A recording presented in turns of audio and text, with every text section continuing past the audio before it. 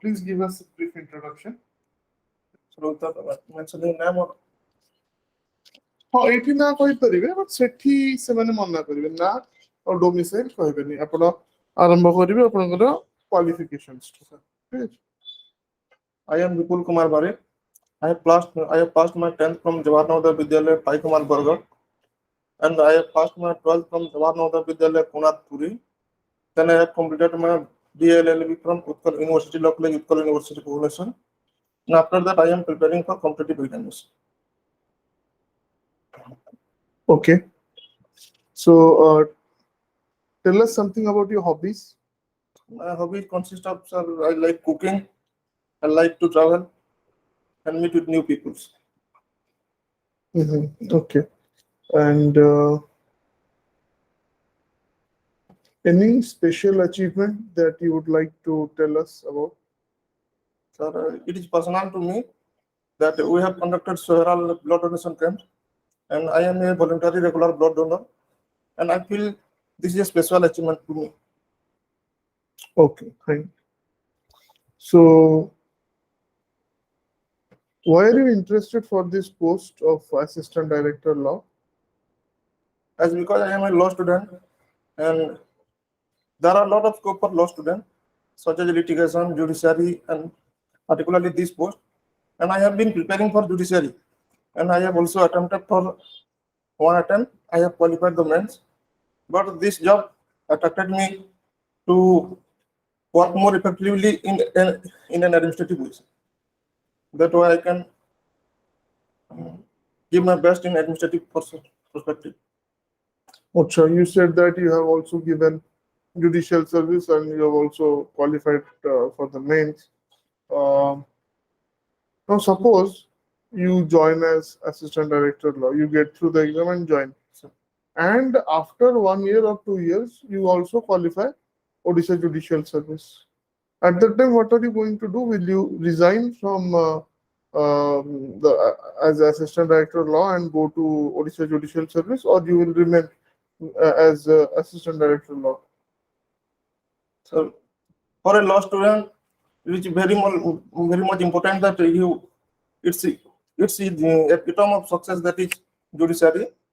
But as because you have said that after 1 or 2 years, if I qualify judiciary, and during that 1 or 2 years that I feel that this job suits me and it suits my personality, or I am fully satisfied with this, then I can think about that, sir. Okay. So, what do you know about the duties and responsibilities of your Assistant Director Law? Particularly assisting the government in the legal way, how to tackle with the service matter regarding the disciplinary proceeding of the department, to make the proceeding in the departments, and to help and give legal advice on the government, to draft the legal documents related to departments, and to help the prosecution service wherever it needs. Okay, fine. So let us now go to some of your related things which were there in your exam. So can you tell me how many types of pensions are there? Types of pension? I'm not sure about, not going through it. I'm not able to recall right now, sir. Okay, gratuity, types of gratuity. We have not gone through that. Actually, I forgot. Okay, Pension I have not. Okay, this fine. Okay. Suppose a government servant is there, okay, and he has been placed under suspension for some reason. He remains under suspension for a substantial period of time, 1 year, suppose. So during this 1 year, how is he going to sustain himself? What are the provisions which are there, okay, which will allow him to sustain himself at least? So Generally, if he is in suspension, the salary is withheld during that particular time. And after the case decided whether he remains suspended or if he remitted, he will get the lump sum amount. Mm-hmm.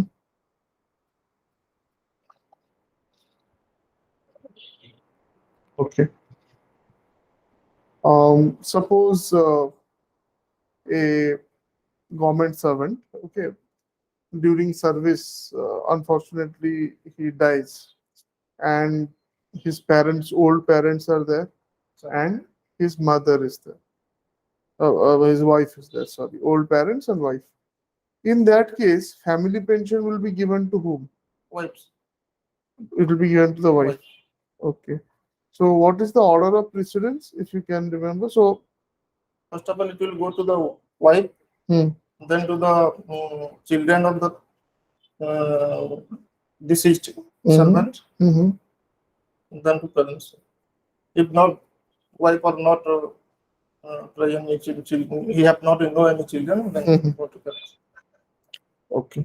What do you mean by compensatory allowance? Sorry, sir, I'm not aware. Okay. There is something called a residuary gratuity. Have you heard about that? Residuary gratuity. I have not known. Okay, no, fine. So, what do you mean by lien? Not aware. Okay. Let us go to some other basic things like you know about Article 44 of Indian Constitution. Article 44 is related to Uniform Civil Code. So tell me, what is the meaning of Uniform Civil Code, and what is your opinion? Should we have Uniform Civil Code in India or not, and why? So uniform civil code means there must be an uniform law irrespective of all the religions. We have now, there are several laws for several religions, other religions, personal law, particularly Muslim law and Hindu law. As because we are a sovereign country and India is a secular country, we have many religions living here with irrespective of religion and different cultures. And now it's a very hot topic that government should bring uniform civil code. The main motive of uniform civil code is come to a single umbrella to each and every region. As because we are secular, but there are several problems in implementing this, such as Muslim marriage is a civil contract, whether Hindu marriage is a sacrament. That's why it is quite difficult to bring this uniform civil code. Okay, fine. So there are various doctrines related to our constitution. Have you heard about the doctrine of tolerable legislation? Sir. Tell me something about it. The exact meaning of doctrine of tolerable legislation that I may explain generally, sir. Whatever we cannot do directly, we cannot do it indirectly. That means we cannot, if anything is strictly restricted, we cannot do that thing in other means. Okay. There's also another doctrine of repugnancy. Tell me something about it. Doctrine of repugnancy. Sorry, not Okay.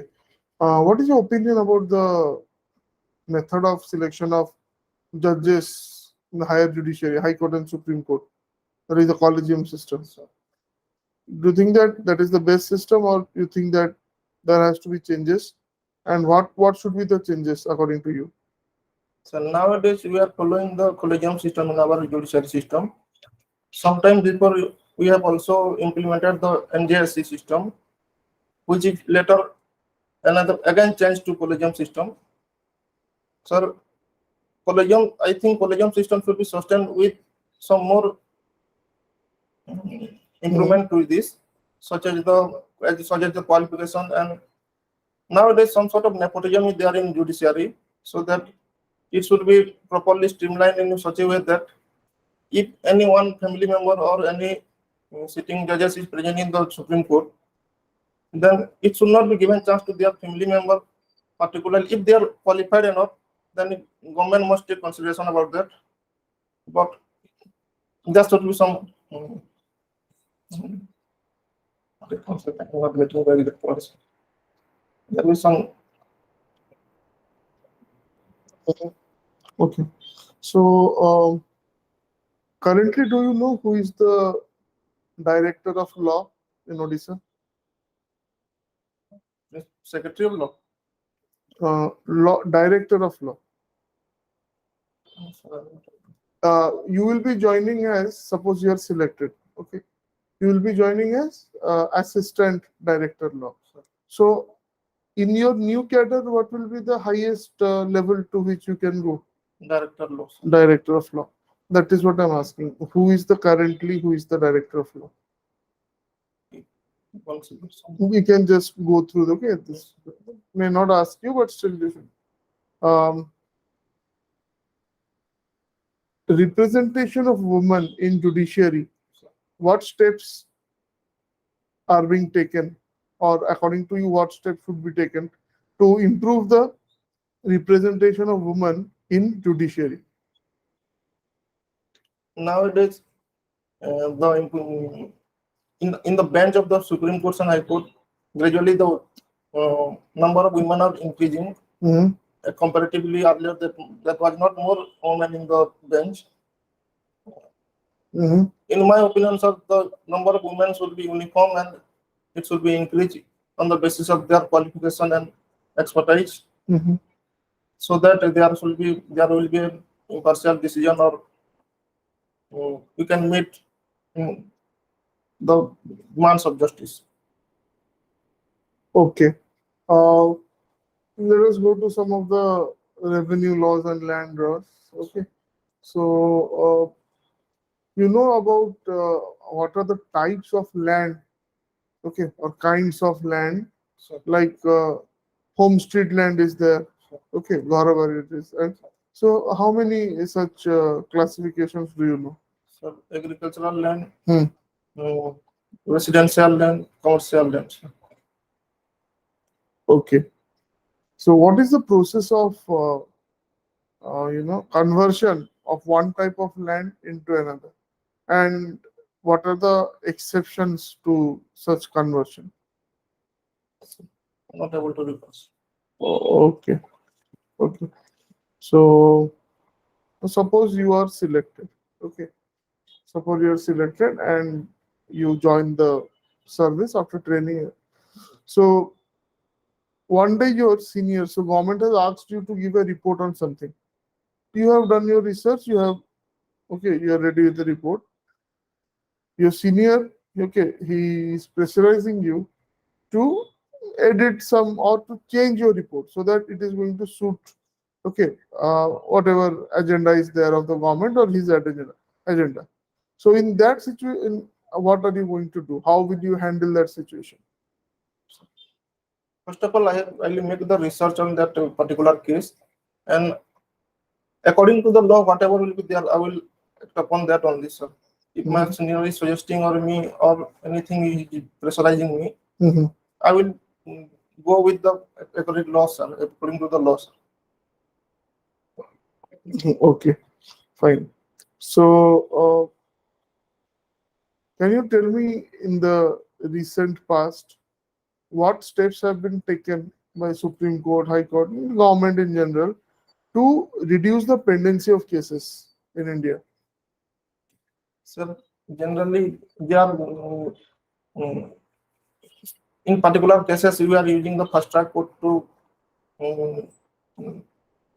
dispose the case earlier in related to women related offense. There are several ADR alternative dispute resolution also in that. Also some petty offense are disposed of regularly, such as lok adalats. And if there is in some places there are no courts present, there government is also providing camp courts to dispose of the case as early as possible. Okay. Okay. So, my last question to you would be, what you give me at least 3 qualities, okay, that any public servant should have. Okay, maybe assistant director of law, maybe in any public servant. 3 qualities, so many qualities are there. You tell me your top 3, and at the same time, also tell me the top 3 vices that they must above. Means bad qualities, okay, or problems. So top 3 vices and or top 3 virtues and top 3 vices. So in my point of view, the top 3 quality of an officer should be, he must be sincere to his work, and he must be punctual and efficient with his works, and he must be polite and show decent behavior to the general public. Mm-hmm. And the 3 bad quality, in my point of view, in my opinion, so that a government official should not have that.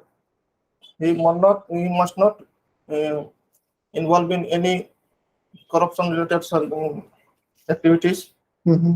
and he must be efficient. He must not do any favor to some pressure group, and he must not be partial, sir. Okay, fine. So that will be the end of the interview. Thank you. Thank you, sir. Now coming to the feedback. तो ଆପଣଙ୍କର posture, poise, eye contact ସେଟା ସବୁ ଠିକ ଥିଲା. Okay. Flow of speech ବି ଠିକ ଅଛି, ବେଶୀ ଜୋର କହୁନାହାନ୍ତି. Okay. କିନ୍ତୁ ଆପଣ କେବେ ମାନେ ଆପଣ ଟିକେ ସିରିୟସ୍ ବେଶୀ ହେଇଯାଉଛନ୍ତି. ତ ସ୍ମାଇଲ ଟା ଗୋଟେ ମେଣ୍ଟେନ କରିବେ, ସେଟା ନମ୍ବର 1, ସେଇଟା ଫାର୍ଷ୍ଟ ଚେଞ୍ଜ କରି ଦେଖିବେ. ତାପରେ ଯୋଉ ଆନ୍ସର ଟା ଆପଣ ଦଉଛନ୍ତି ତାକୁ ଟିକେ ସର୍ଟ ରଖିବେ, ଟୁ ଦି ପଏଣ୍ଟ ଦେବେ. ଯାହା ପଚାରିବେ ସେଇଟା କହିବେ. ସେଟା ପ୍ରାୟ ଆନ୍ସର ଆପଣ କହିଛନ୍ତି. ଓକେ. ଆଉ ଯୋଉଟା ଆସୁନି, ଯେତେ ସିମ୍ପଲ ଆନ୍ସର, ଯେତେ ସିମ୍ପଲ କ୍ୱେଶ୍ଚିନ୍ ବି ହେଇଥିବ, ଯୋଉଟା ଆସୁନି ସେଟା ଷ୍ଟ୍ରେଟ୍ ମନା କରିଦେବେ. ସେଥିରେ କିଛି ଆଉ ଇଏ କରିବେ. ଠିକ ଅଛି. And if I have to give marks out of 50, I'll give you around 32. Okay, out of 50. ତେଣୁ ଠିକ ଅଛି, ବାକି ସବୁ ଜିନିଷ ଠିକ ଅଛି, ଖାଲି ଯୋଉ ପଏଣ୍ଟ ଗୁଡା କହିଲି ଆଉ ଇମ୍ପ୍ରୁଭ କରିବାକୁ ପଡିବ, ସେଇଟା ଟିକେ ଦେଖିବେ. Okay, Sir. Okay, thank you.